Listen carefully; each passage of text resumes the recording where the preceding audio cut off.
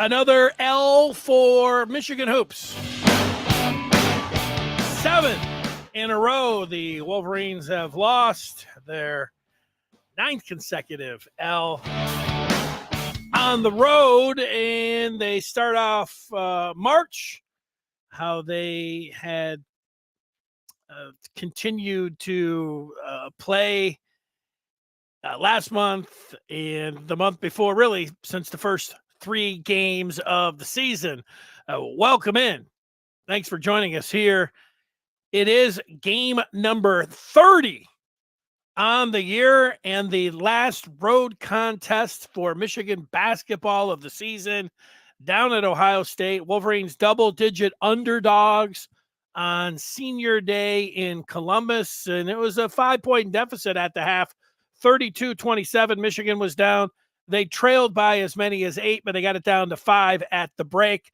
And U of M got down 15 pretty early on in the second half. A little surge there from the Scarlet and Gray. And the lead hovered around double digits, for the majority of the second half. But then there was a kill shot with 6 minutes remaining around there.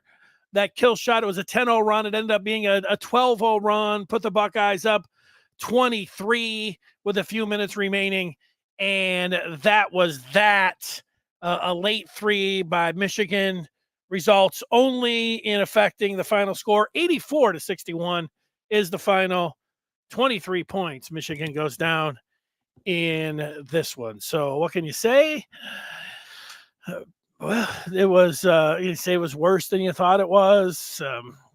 Michigan was a 12.5-point underdog. They got beat by 23. It was worse than it was kind of looking like it would be. And there's no positives in today's game for Michigan. And if you're watching Michigan at this point, you might go in, you're a Michigan fan, and you watch the Wolverines. And you certainly watch them when they're playing Ohio State. And you're going to see what they might cook up on a Sunday afternoon.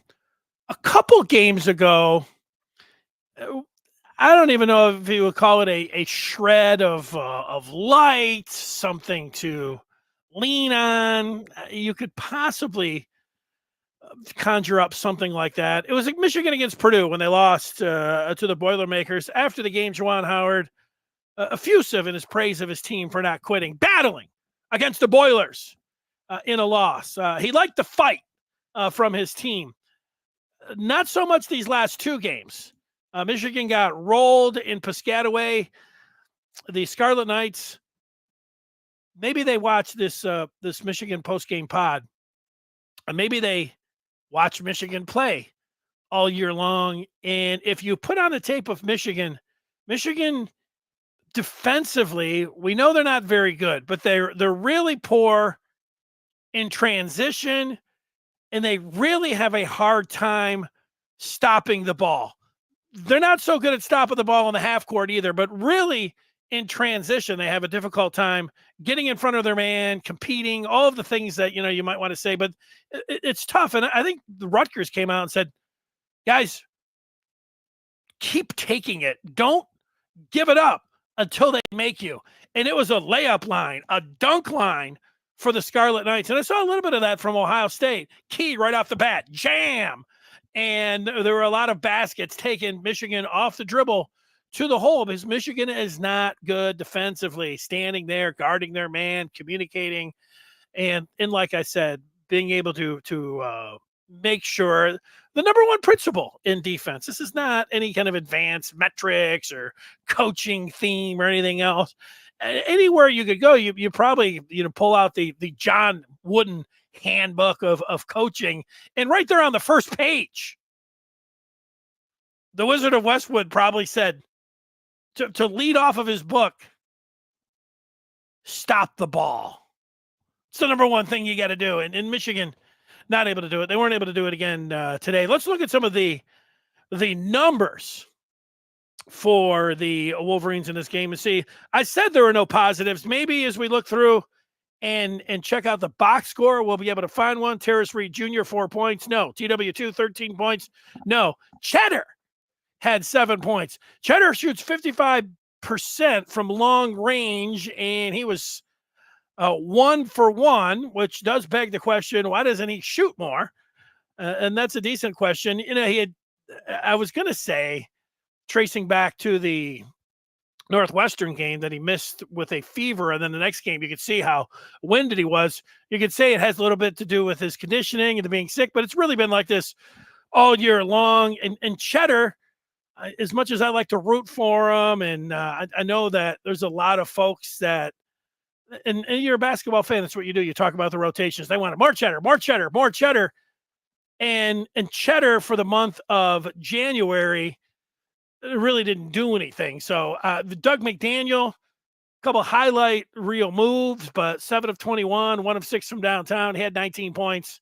Nothing to write home about there. Namari Burnett had maybe the dunk of the game. Ohio State had about 5-6 dunks, but Burnett had a nice, as Spiro Dides called it, a right-hand tomahawk, I think he called it. 8 points for Burnett. And then you go to the bench, and I can't tell a lie. George Washington was first off the bench for the Wolverines, but nothing to show for GW3, 0 of 2 from the field. Both were threes. Did pull down a rebound and had a turnover, George Washington. Yo-Yo played a couple minutes and had 2 points. And then Trey Jackson, speaking of rotations, I get the guys in practice can earn playing time, and you mix things up. And so George Washington was off the bench early and got a little burn at the Value City Arena to see what he could do. But Trey Jackson, who has shown the ability to score for Michigan, he doesn't play at all, and then suddenly he's in the second half. I don't know. I don't get that part of the rotation. I don't know how they earn their minutes there. It is a little bizarre, but when you're losing like that, you don't have a lot of bench. I know you're going to try a lot of different combinations. It still doesn't make sense. And then there were a bunch of guys that got in late. Cooper Smith out of Saline, ending up with led all bench players with 5 points. Nice job, Cooper. Harrison Hochberg out of New York got in the scoring column as he knocked down a free throw late. And there it is. Aaron weighing in on watching Michigan, and he says you got to root for them when they're good, and also this season too. Now, Aaron, I don't know how old you are, and I think it's commendable for fans to have that approach. And you can say, look, I'm a Michigan fan through and through. It doesn't matter if they lose every game. I'm going to be there. I'd give me a badge. I'm going to be there through the thick and thin through this team. Again, admirable position. And I'm like that as well, mostly with my teams. But I'm not looking down on the new generation. I think that there's a point to it. The younger generation, they're not like that. Even if they are big Michigan fans, there's too many things for entertainment nowadays to stick with your team when they're this bad. I was up at 6 o'clock in the morning on a Sunday. And in years past, and I don't know, decades past, certainly, not just the last few years, there's been a lot available. I'm talking about like back in the day. If I'm waking up at Sunday at 6 o'clock in the morning, there's nothing to watch. There's nothing on TV. Now, there's a million things that I can watch on TV. And in sports, I can go back and watch another million things. Just the point is, lots of entertainment, lots of things that are jockeying for a position for you and what you're what you want to do entertainment wise. So it's good. It's nice to stick with the team through thick and thin, but you kind of get the younger generation. It's like, I'm out. I don't know if they would have even begun with this game today. Michigan, if people weren't tuning in for this one, on the other side, it's understandable. And then, if you don't like negativity, some people like the negativity, some people don't. And, Michigan, it was pointed out, like in the last few ball games, these 20-point plus losses on the road, 9 straight. There's really nothing, that you're looking at. You might be the kind of fan that's saying and wondering if there's going to be a move with the head coach, and you might take your frustrations out online or whatever, wherever, with the athletic director saying he's not doing anything. And you might be right. He might not be doing anything. He might have been sitting at home with the beautiful weather and out practicing some chipping out in his backyard, and it kept to be 4:00. It was just like, yeah, I'll DVR it. I don't know what Ward Manuel's doing. But you, as a Michigan fan, you might think that the behind the scenes that Ward's got a list of potential coaches and he's back channeling and he's prepared for anything. You would think that that's what that would be part of. That's the job description of a good athletic director. That doesn't mean he's going to make a move at the end of the year. And people got upset a couple weeks ago, and he's like, man, hadn't thought about it. What? You got to be patient. Michigan has one more game in the regular season. That is a week from today.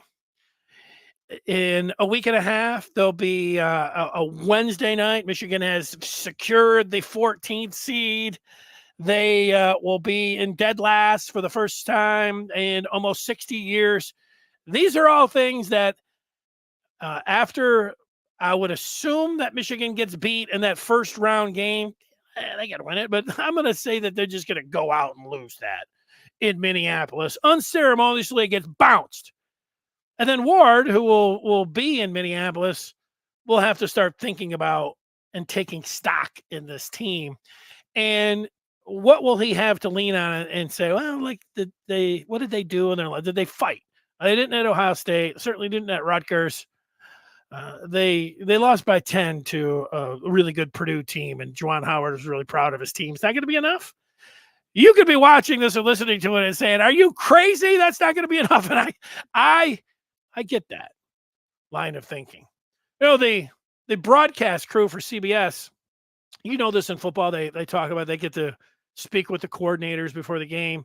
And the broadcasters, they get to meet with the coaching staff, whether it's in the morning of the shoot around or the day before, night before, if they are in, and, they'll be able to talk. And you could tell that the broadcast crew had talked to Jawan, and they had talked to somebody else on the staff.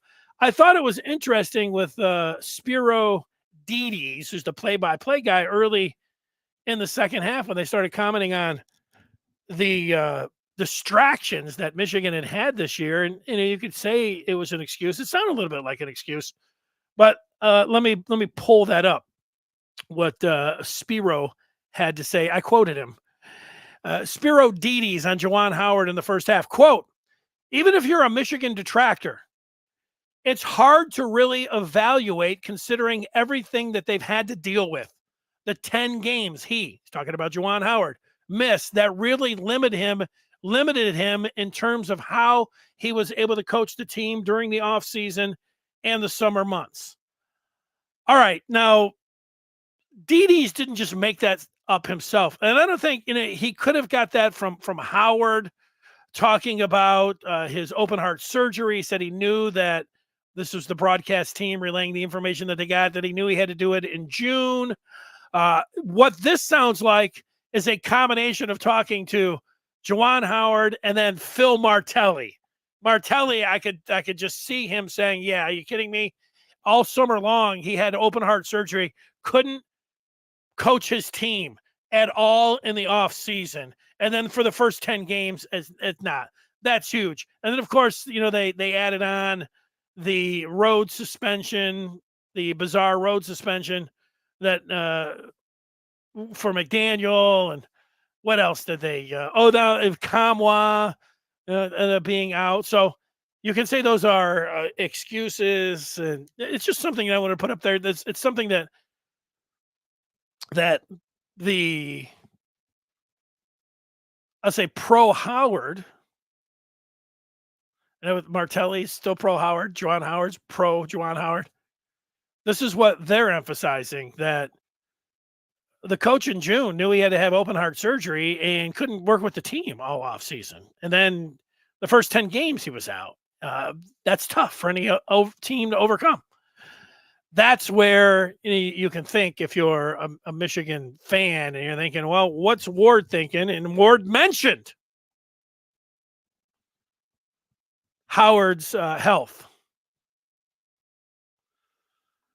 Keenan says anybody willing to wait another year to see if this can be fixed is a lunatic. Eric says Jawan needs to go, but if he comes back, he needs to revamp his staff and do a lot of other stuff to give himself a chance. Usually that's what happens, Eric. It's a good point. Whether Sadie Washington,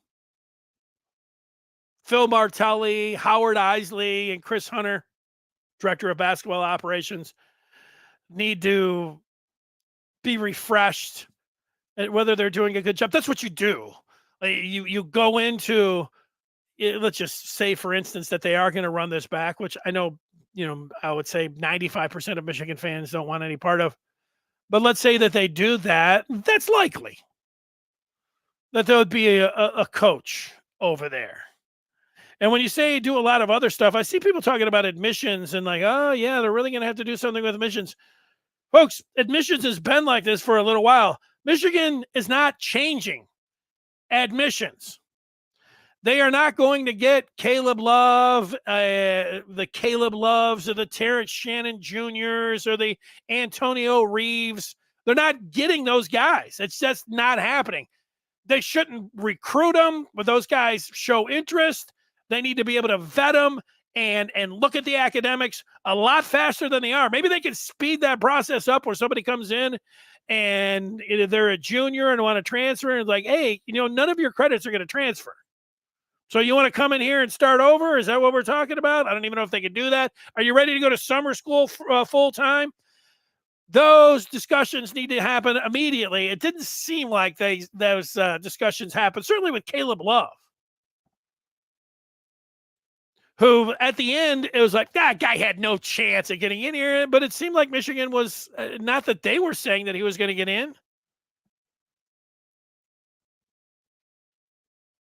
But Love thought he was getting in, and they should have said that's not happening. Or they should have been out trying to get somebody else. I don't know.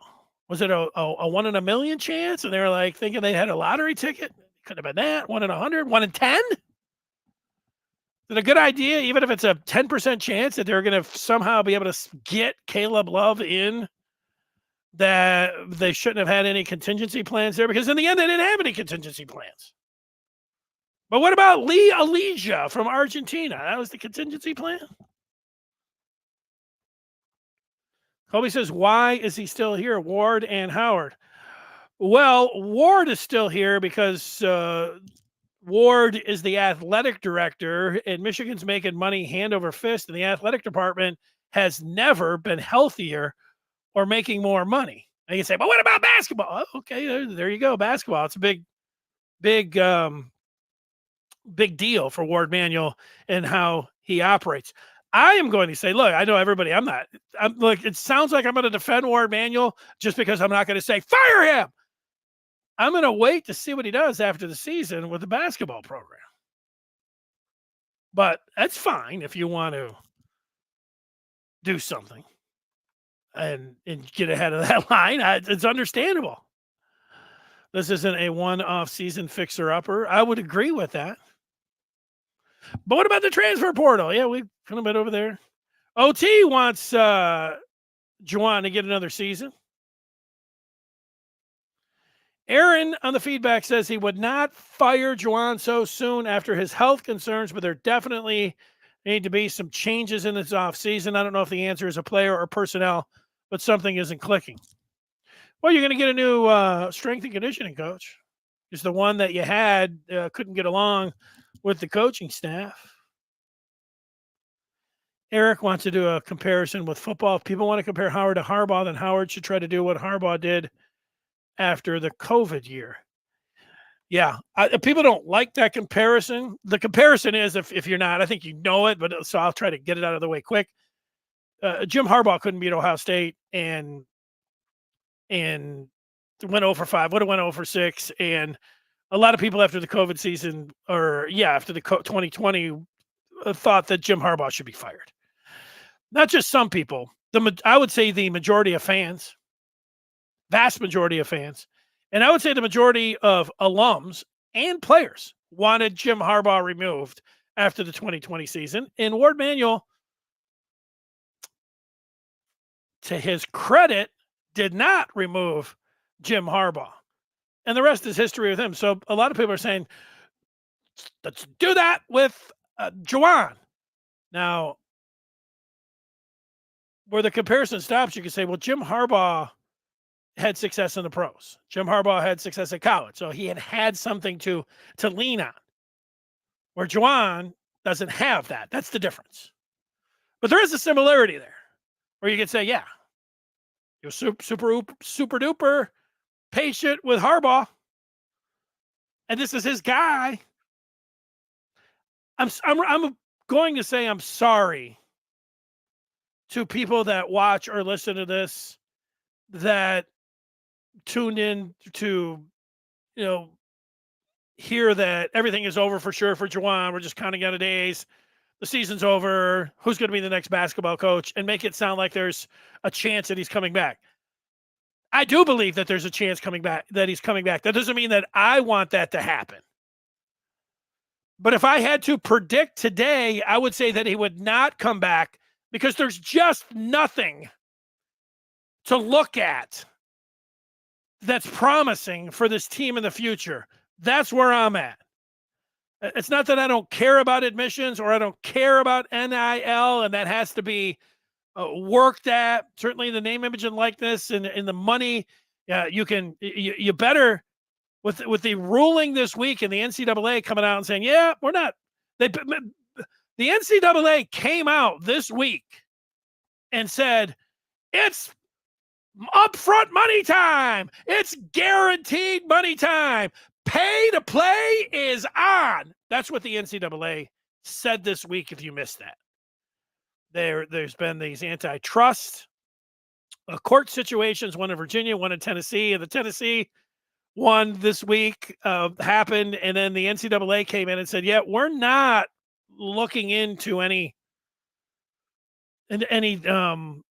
pay-for-play stuff right now, which was the green light for any team out there. And look, Michigan, NIL worked, and it was a part of getting them a national championship in football.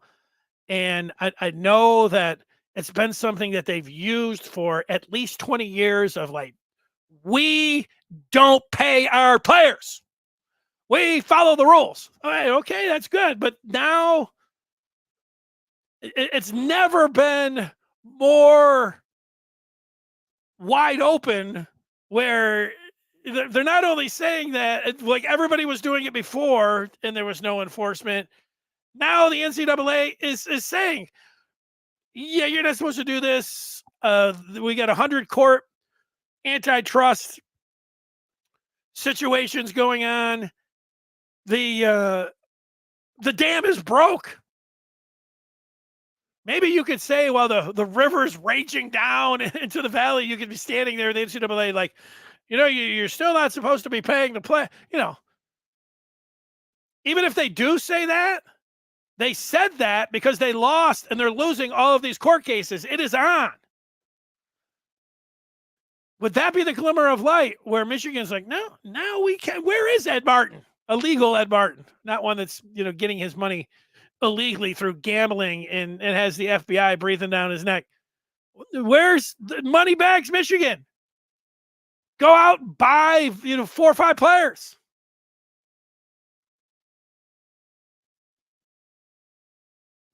I don't know where they're at. It's going to take a little bit of an adjustment, and I don't think if there's money bags, Michigan men out there that are ready, they're more likely to pour their money into football.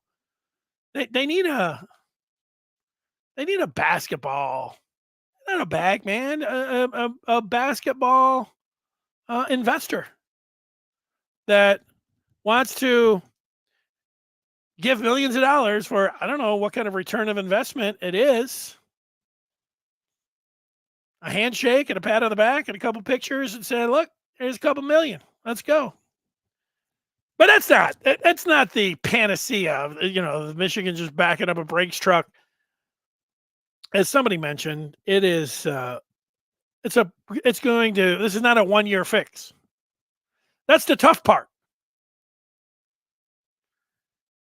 If you brought it, I don't even know. Okay, yes, I do. Yes, I do. I was going to say I don't even know. And I'm sorry if this is going to make you cringe. Because I bring up his name and people cringe. Now, Jay Wright is retired. There is no indication that he's coming back to college basketball. In fact, he's 100% of saying to anybody that will listen to him that he is done. But let's just say that Jay Wright came into Michigan next year. Jay freaking Wright. Making him the highest paid basketball. Michigan wouldn't be any good next year. Oh, so maybe the following year, maybe. Even with the very best coach that would be out there. You should be reminded that the last time Michigan lost 20 games in a year, and they lost today, another loss for U of M, which put their record at 8-22. Woo!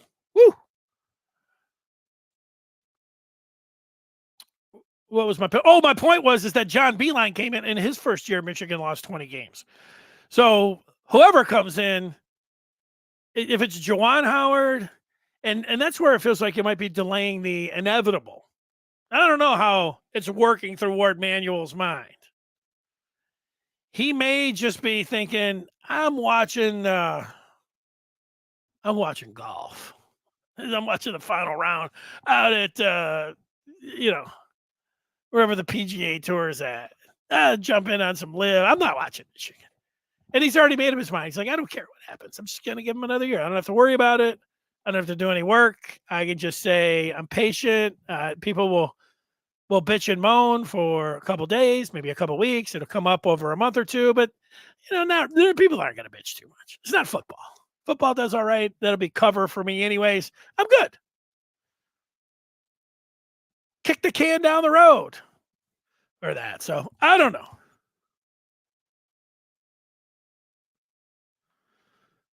Colby wants a list of coaches that would replace Jawan Howard if he gets fired. Care to share? I have shared. You want 3 names that I would go to, and I would look. I watched South Carolina yesterday. Lamont Paris, I think, would be one. I think McDermott at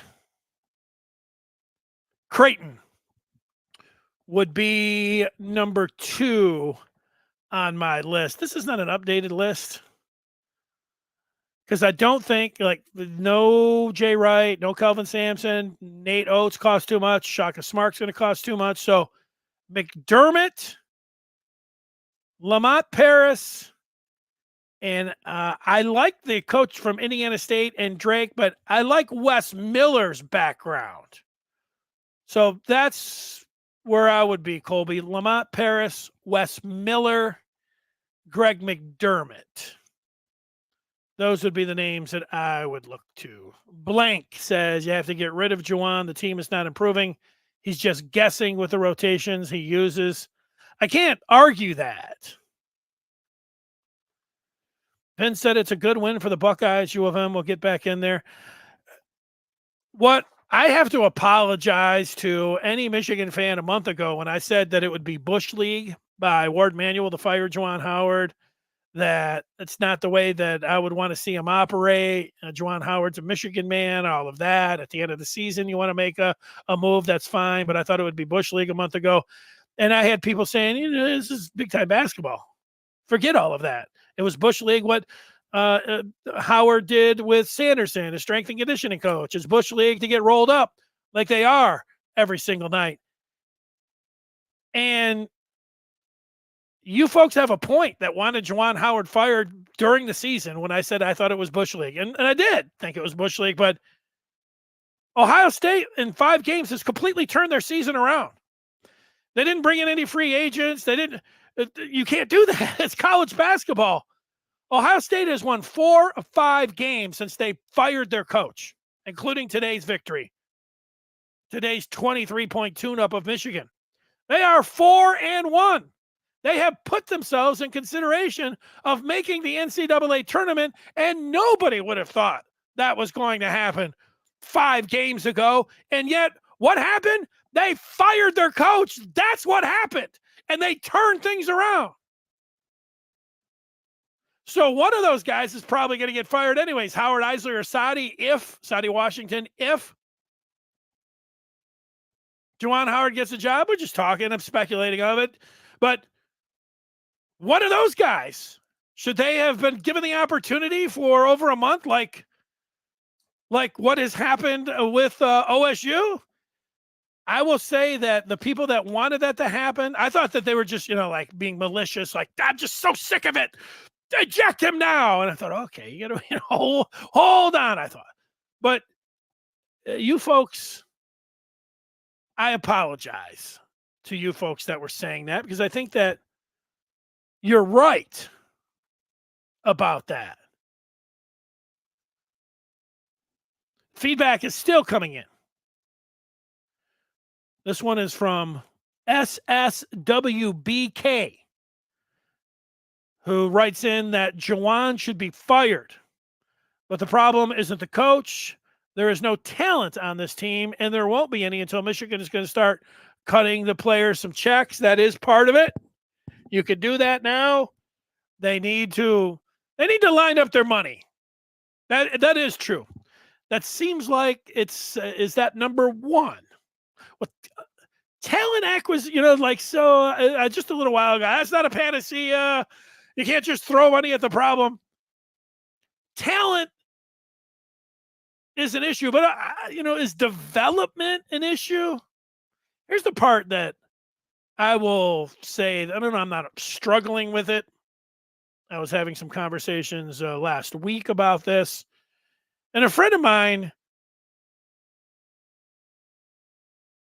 there's a big college basketball and a big Michigan guy, likes Joan Howard, thinks he should get another year, like OT.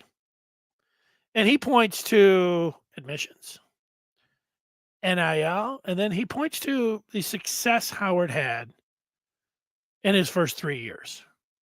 Now, before you say those were all John Beilein's players, there's some truth to that. There was some John Beilein influence. They were taught by John Beilein. And so that part, it might be a faulty argument to you. And to me, I give credit to the coach who coaches the team, but I also do have to look at the Beilein influence to the Howard influence. So we're looking at the team right now with Howard. They don't look, the offense looks terrible. They stand around. It's mostly just ISO ball, one-on-one play. It looks like some kind of G League stuff. It looks like an NBA All-Star game without the All-Stars. That's how they play. No defense, and they got nothing. Now, that's how it looks. Terrible. Embarrassing. All those things. And yet, in the year that Michigan went to the Elite Eight, Jawan Howard's second year, that team was awesome. That team played with, steely eyes. That team shared the ball. That team, they did all the things that you would want. Except in the Big Ten tournament. I didn't like that last second shot that they had Mike Smith just dialing up a three. But, hey, There has to be. It couldn't have. It wasn't all. I know that. Here's the narrative. All John Beeline's players. They know how to play. Jawan was just along for the ride. He had the success, and now that he has to coach and acquire the players, look at him. He can't do anything. I don't think that's. I think the truth's in the middle somewhere. I don't think Joan Howard completely doesn't know how to coach. I don't think it was all John Beilein, but I do think there was some there has to be some influence there that you have to say, well, now I'm just talking.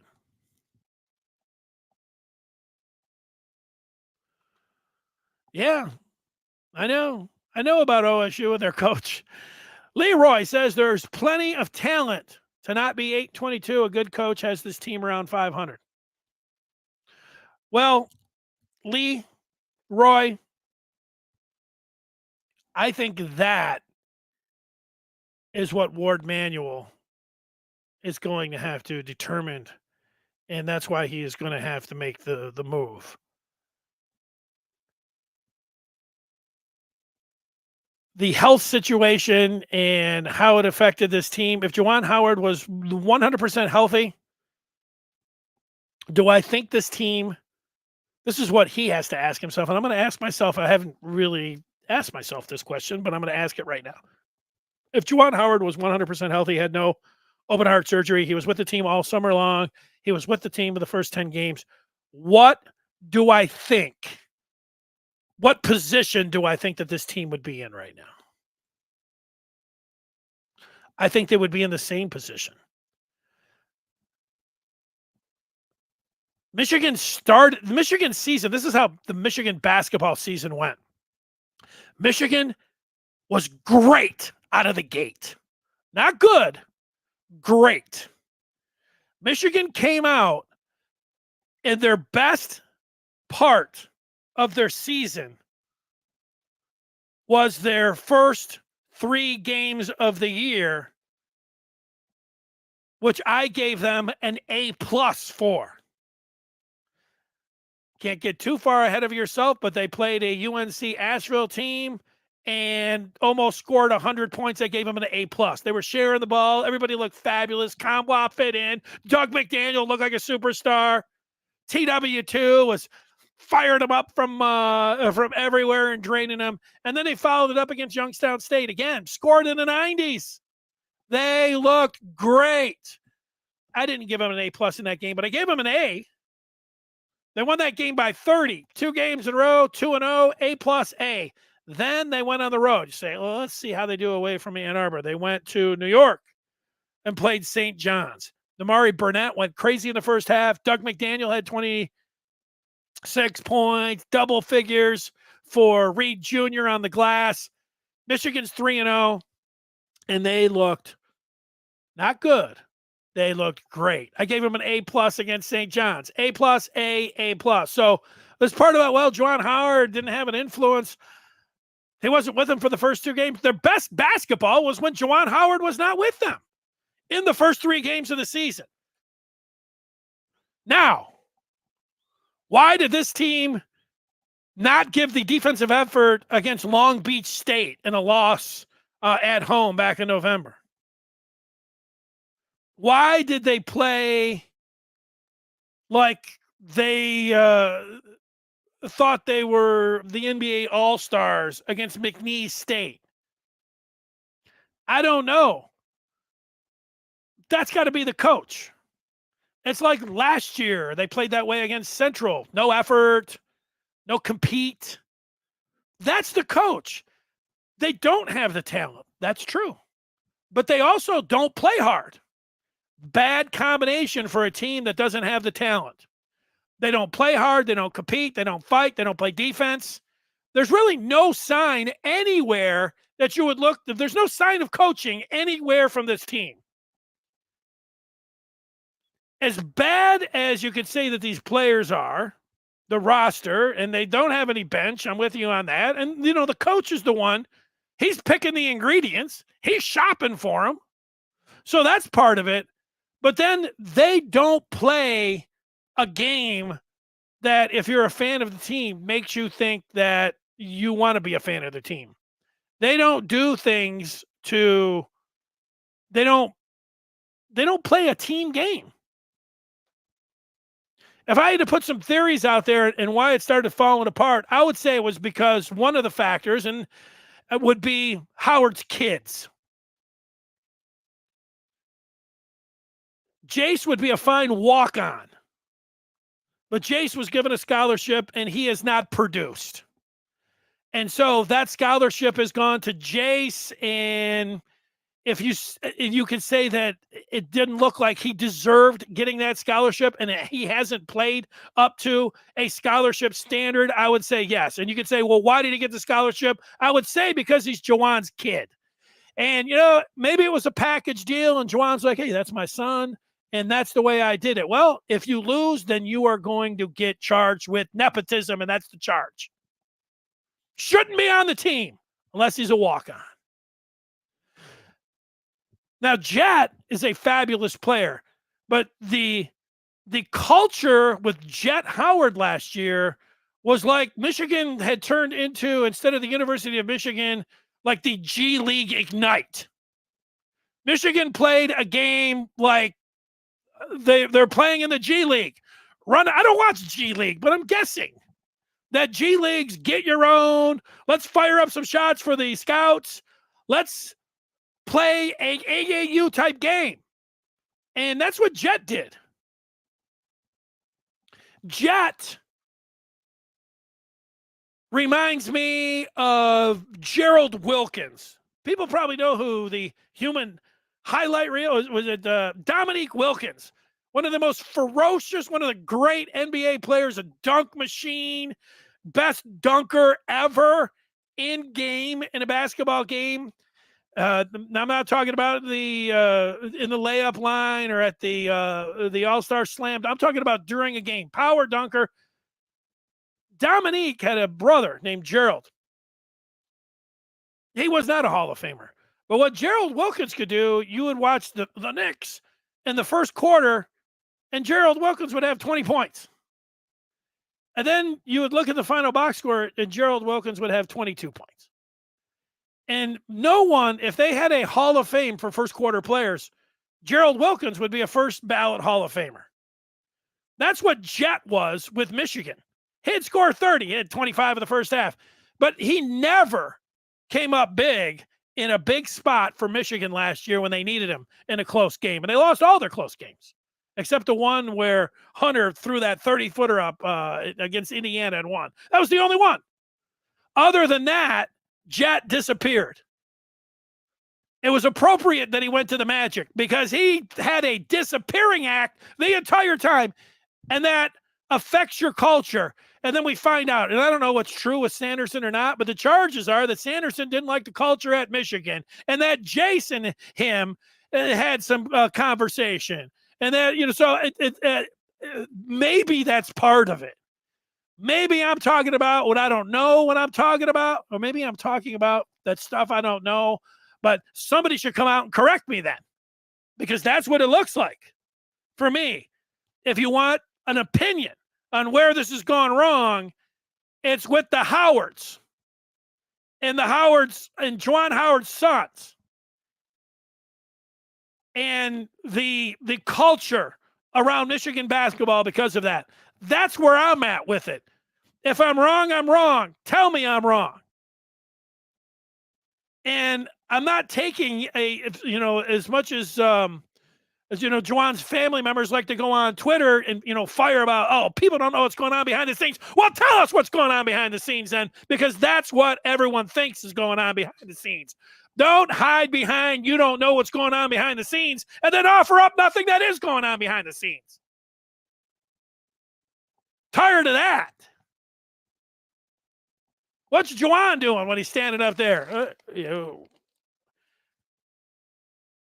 If he's going to give effusive praise about how proud he is his team and how they fought in a double-digit loss to Purdue, then call them out the way they played these last two games.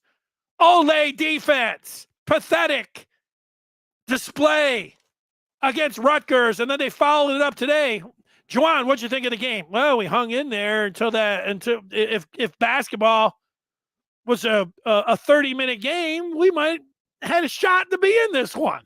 That's what I wanted to hear from Jawan Howard. But unfortunately, in winning time in the last 10 minutes, my team just checked out. I told him on that 8-minute timeout, guys, we're within 7. We've got the bus. We're turning on the water. We'll be out of here. We'll have our food in another hour. We'll be home. Don't worry. We're all good. Guys, we only got one more of these to go.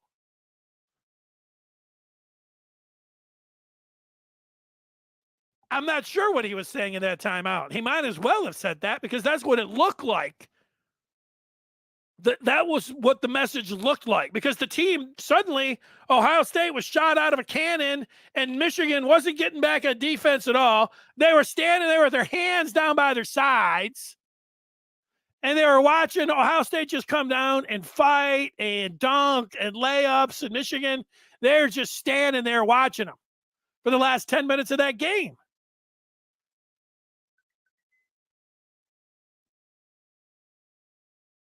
If you bet Ohio State, you're probably pretty happy because it looked like it was going to be, woo, boy, it's going to be a tough one. That 12.5, the number's right there. It's coming down the free throw. No, it's not.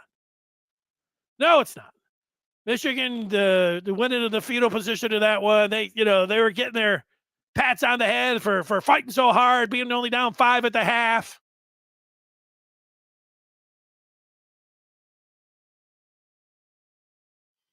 That's it. That's where I'm at. That's how I feel about it.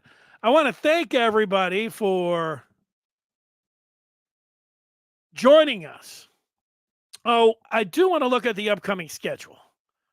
Now, I put the upcoming schedule in here, and then I do, in fact, I know everybody knows it by heart, but I also want to tell everybody about the very feed that you're watching or listening to right now. If you did not know,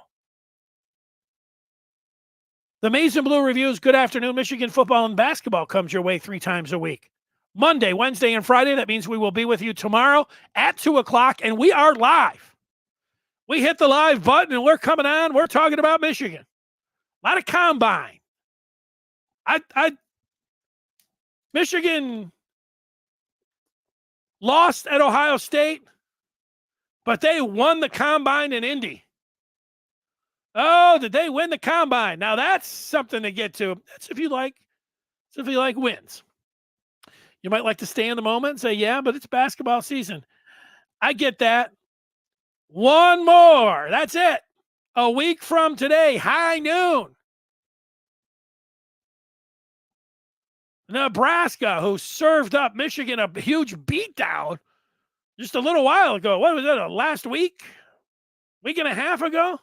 In Lincoln, woo, boy. Michigan was down 30 in the first half, I think. So here come the Cornhuskers. Well, Michigan. I'm not a fan of, in general, of the springboard to next year. Let's just say for this argument that Michigan beats Nebraska next Sunday, and Jawan, he just tear it up. The guys played for. Oh, I got the win against the Cornhuskers. If there's going to be any springboard, then it should be springing them to Minneapolis. And they're in dead last.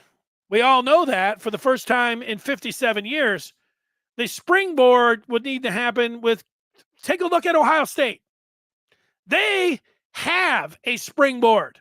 They've won 4 or 5 games, and they put themselves in conversation for the NCAA tournament. Michigan, I don't want to see a win against Nebraska and then bow out in Minneapolis and say, well, at the end of the year, there were some bright signs. No, there wasn't.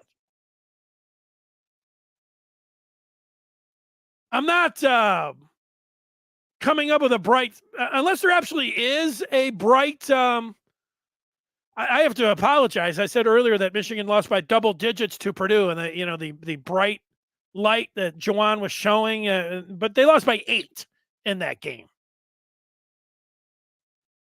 It was the first game that they had covered the spread, or whatever that's worth. It's worth something if you were betting. You're probably betting against them because they were 0-19. Not funny, but they're back. They were 1-19, 1-20, 1-21 Michigan is in their last 22 against the spread. I'm not telling you what to do. That's a pretty compelling number, though.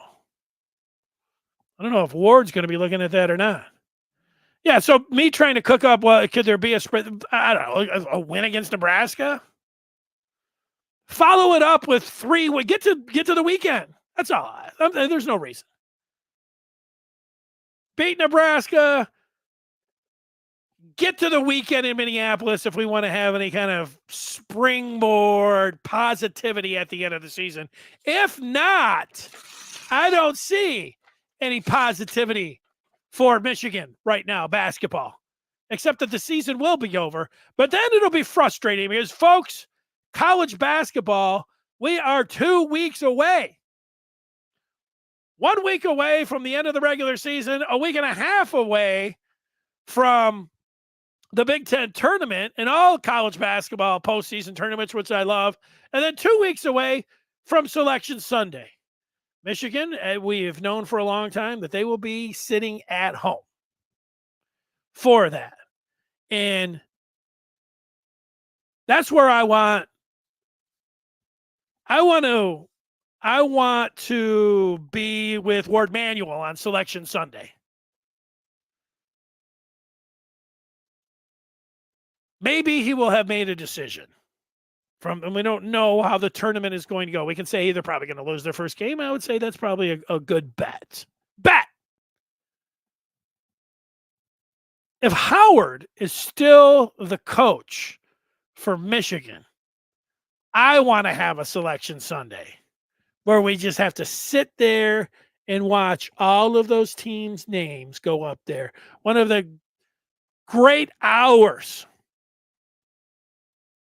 It's actually about 1 hour, but they stretch it out. It's one of the great hours of anticipation of being a college basketball fan of the season. Selection Sunday, you got your brackets, thinking about all these things. Where's the team going to go?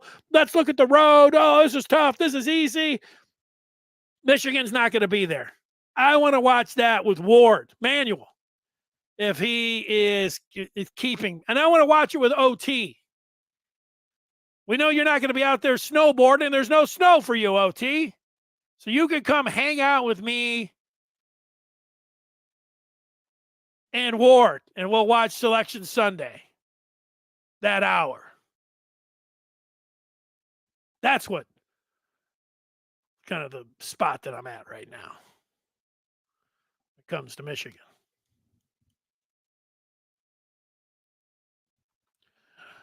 Vaughn says, his first delivery, Michigan is playing a game of which I am not familiar.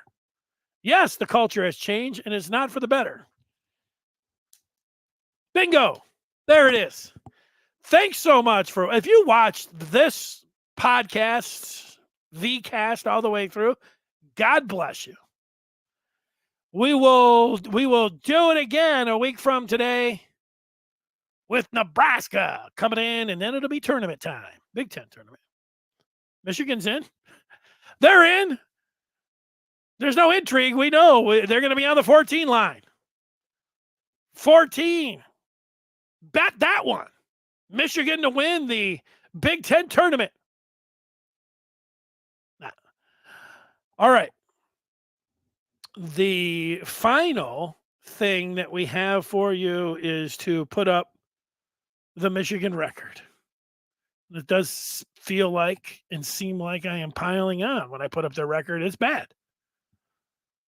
3-16 now in the conference. That is the worst in 57 years. They will finish dead last for the first time since Cassie Russell left the team in the 60s. 8-22, 9th road loss in a row. They've been getting beat pretty bad, double digits, 20 points or plus on the road, 7 in a row. And so, all of those streak numbers are really bad. But it's where it's at when it comes down to it. Michigan got beat by a lot today. 23, it ends up being 84-61. Have yourself a great rest of your Sunday, folks. Take care.